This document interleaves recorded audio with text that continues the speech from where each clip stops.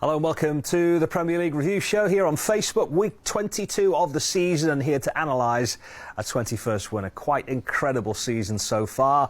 And if we take it back to the end of last season, it's 91 points from the last 93 on offer. That 2-0 win over Man United has left Liverpool 16 points clear at the top of the table. And Neil, a performance that deserved the 3 points as well.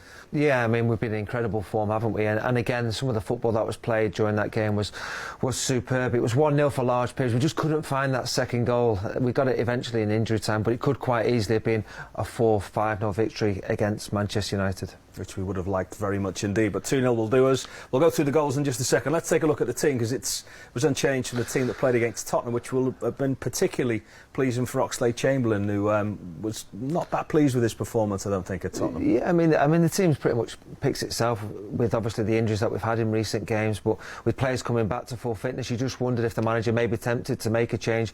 He's stuck with the same team that went down to Spurs to get the 3 points, and this team certainly produced a top quality performance there.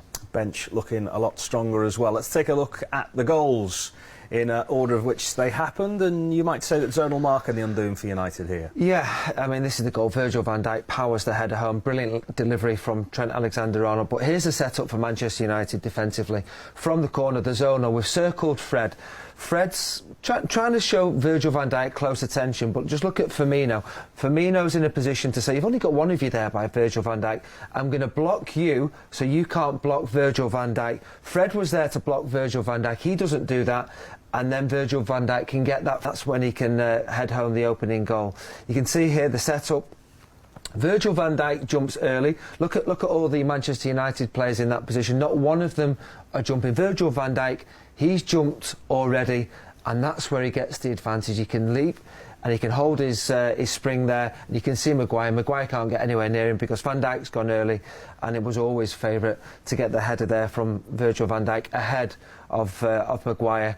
In that position, we talk about Trent, don't we, all the time. It allows the attacking players to go and attack the ball because this sort of quality is coming in from wide areas, from Trent Alexander-Arnold, from the corner.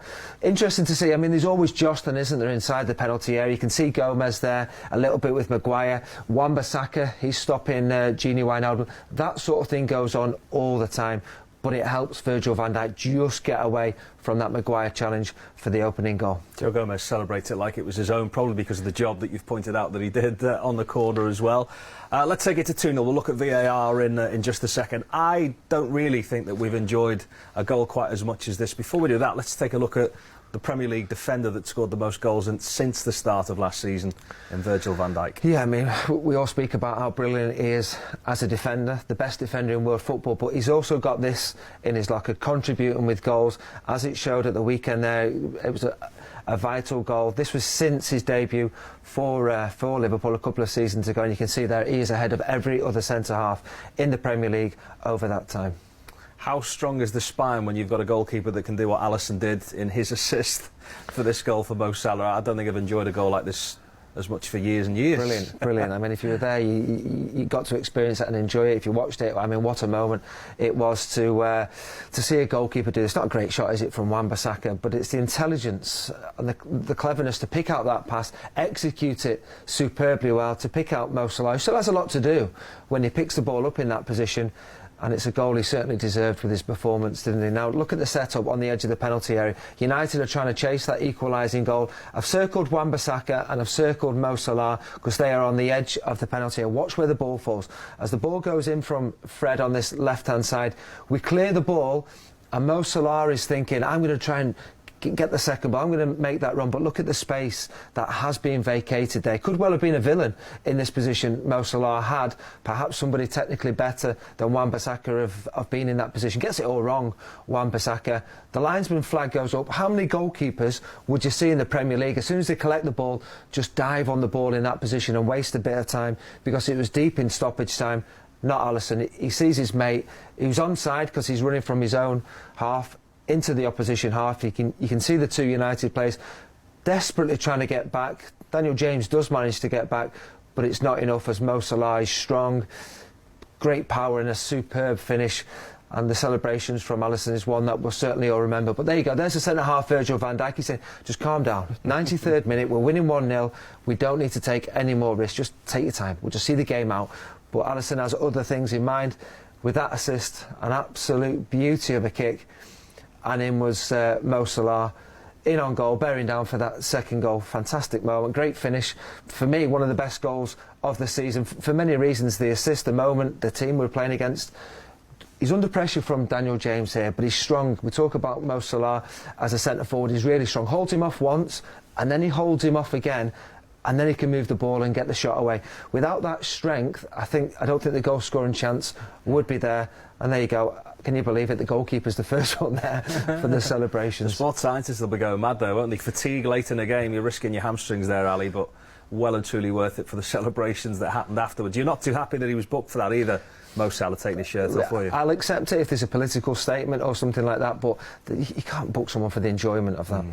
Where the goalkeeper is concerned, how common is that, an assist for a Liverpool goalkeeper, and how far does he have to go to compare with another man who celebrated like that? Seems quite common for Liverpool goalkeepers, doesn't it? Yeah, some way to go to beat Reina. Yeah, I think a few will remember some of those assists from Pepe Reina. But no surprise that Alisson has got that assist, because his distribution's outstanding. It's quick, and the quality is there, as it showed with that assist. 88 goalkeepers have assisted in the Premier League era as well. Few more enjoyable where that is concerned. Where Mo Salah's goals are concerned as well, he loves a goal at Anfield, loves a goal now against Manchester United, which he waited for a while too. Yeah, interesting. That was his first goal, wasn't it, against United? Yeah, there you go. In terms of scoring goals at home in the Premier League since Mo Salah arrived, you can see there, I mean, Aguero gets a lot of headlines, so does Harry Kane, but it's Mo Salah that is above the rest of the players in the Premier League for scoring Premier League goals at Anfield. One thing the manager was delighted about, not just with the front three, was what they offer in the final third of the pitch, but defensively the work they got through, and Mo Salah was a chief culprit in that as well. Yeah, I mean, we'll talk about Mo Salah's goal, and it's one that we'll all remember, but also his overall contribution throughout the game. We'll show a few chances a little bit later on, but it was a real physical challenge. Now, he showed great strength, didn't he? And it's little things like that where he's getting back, getting little touches, and United can't try lucky on that occasion, which was blocked, wasn't it, from Lindelof? Being a nuisance, I'm not sure Shaw sees him in that, but always offer that threat, going in behind with the pace he has. And with the goal, how often do you see it when those long balls come, the goalkeeper gets there first, he's aware, he has a little look at David De Gea, and then he knows exactly what he can do with the ball. I'll hold the defender off, and then I'm going to get myself in that shooting position. And what a brilliant moment it was. We can see it again. Where his strike partner goes, it's just been a joy to watch them, hasn't it, for such a long time now. He's Liverpool's link man, and he was superb again. Yeah, he's the link man, isn't he? I mean, the three of them combined so well. And interesting, his position, Roberto Firmino, is very hard to pick up and mark. You can see here, he comes so deep. That's Maguire. The last thing a centre-half wants to be doing. Gini Wijnaldum. Superb effort again from Firmino. Gets through so much work, doesn't he? Also thought that he'd ended that long wait for a goal at Anfield as well. We're getting a striker here to look at a challenge on a goalkeeper, so there could be a bit of smoke coming out of Neil Mellor's ears. What was your take on this first one? I thought initially I was probably waiting for the whistle to go. You can see there, Craig Pawson, he goes to whistle, but his view's clear. He can see, I don't think there's enough in it to give a foul, so he doesn't blow his whistle because it's not a foul in his opinion. We work the ball, Mane does great, ball back to Firmino, and then he finishes it superbly where you can see Manchester United, they're not happy. Now here's the incident here. You can see Virgil van Dijk, the whole time he has his eyes on the ball. It's an honest challenge. He goes with his head, doesn't go with any other body part. That's a fair challenge for me. Now, David De Gea is challenging, like Virgil van Dijk, is challenging for the ball. But the rule states, if the goalkeeper has the ball under control, it's a foul. At no point does David De Gea have the ball under control in that situation. So my problem is, Pawson's seen it, not a foul.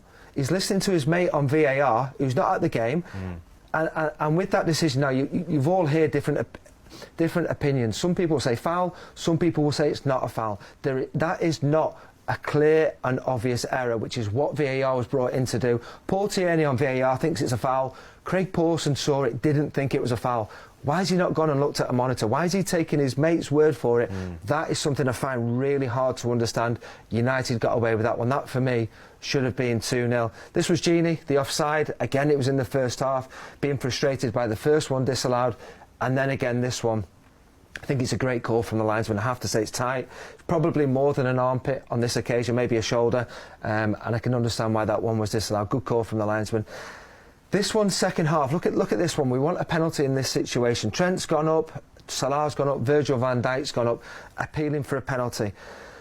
Now, what I'd say about this, I'm not sure if you've seen it or not, but we'll show you here. As the cross comes in from Trent Alexander-Arnold on this right-hand side, Luke Shaw offers his arm out in, for me, that's an unnatural position. That's a natural position. He's stopping the ball go across into a goal-scoring position. Now, it's from close range, and you could argue that. There's no deflection. It's fired at him, but he puts his arm in that position. And what I would say is Mo Salah's in the middle, Salah and also Mane's in the middle. They're saying, I'm going to get on the end of that if it doesn't touch his hand.